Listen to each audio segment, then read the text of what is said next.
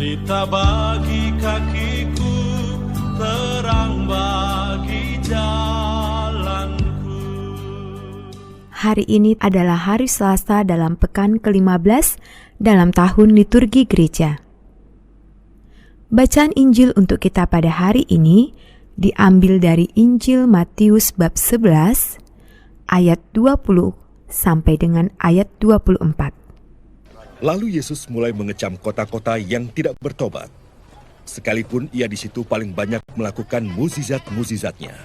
Celakalah engkau Korazim, celakalah engkau Betsaida, karena jika di Tirus dan di Sidon terjadi mukjizat-mukjizat yang telah terjadi di tengah-tengah kamu, sudah lama mereka bertobat dan berkabung. Tetapi aku berkata kepadamu, pada hari penghakiman, tanggungan Tirus dan Sidon akan lebih ringan daripada tanggunganmu. Dan engkau Kapernaum, apakah engkau akan dinaikkan sampai ke langit? Tidak, engkau akan diturunkan sampai ke dunia orang mati. Karena jika di Sodom terjadi mukjizat-mukjizat yang telah terjadi di tengah-tengah kamu, kota itu tentu masih berdiri sampai hari ini. Tetapi aku berkata kepadamu, pada hari penghakiman, tanggungan negeri Sodom akan lebih ringan daripada tanggunganmu. Demikianlah sabda Tuhan.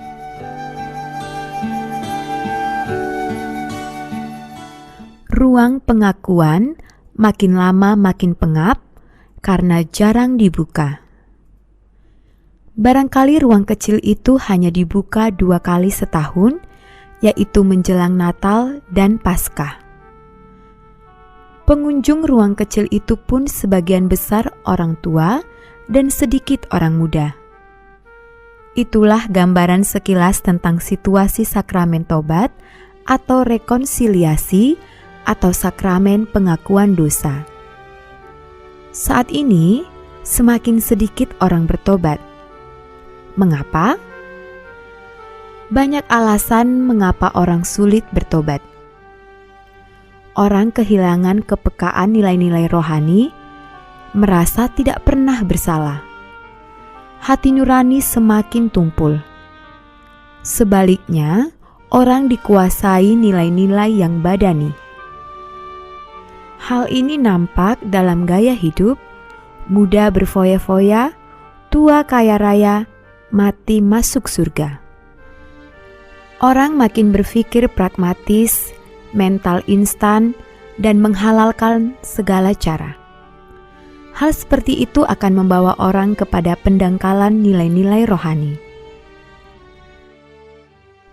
Kecaman Yesus terhadap beberapa kota mengingatkan dan mengajak kita untuk membarui hidup kita. Perjalanan hidup doa atau hidup rohani diumpamakan seperti seseorang yang akan memasuki suatu puri atau istana. Aneka kesulitan dan rintangan harus dilaluinya sebelum sampai di ruang pusat, yaitu tempat raja bersemayam. Maknanya, untuk mencapai persatuan mesra dengan Allah yang melebihi segala kebahagiaan duniawi, orang harus melalui pintu doa dengan mengatasi segala kesulitan dan rintangannya.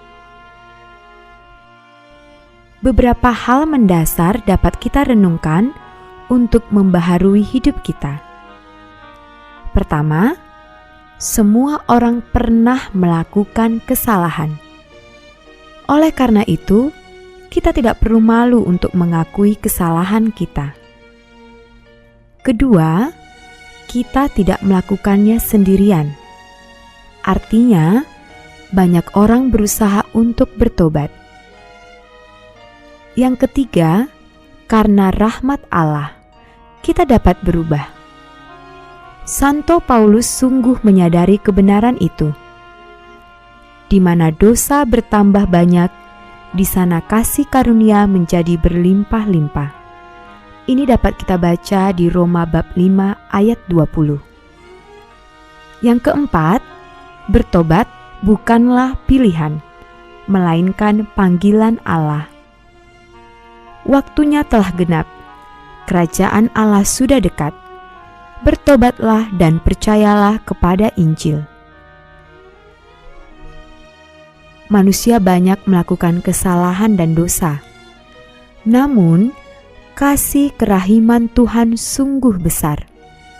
Dia selalu memanggil semua manusia untuk bertobat.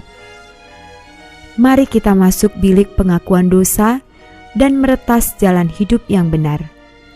Jangan sampai ruang pengakuan menjadi pengap karena umat Allah tidak menanggapi panggilannya. Demikianlah bacaan Injil hari ini sesuai dengan penanggalan liturgi gereja dan permenungan singkat atas sabda Tuhan itu. Semoga iman kita semakin diteguhkan. Firman-Mu pelita bagi kaki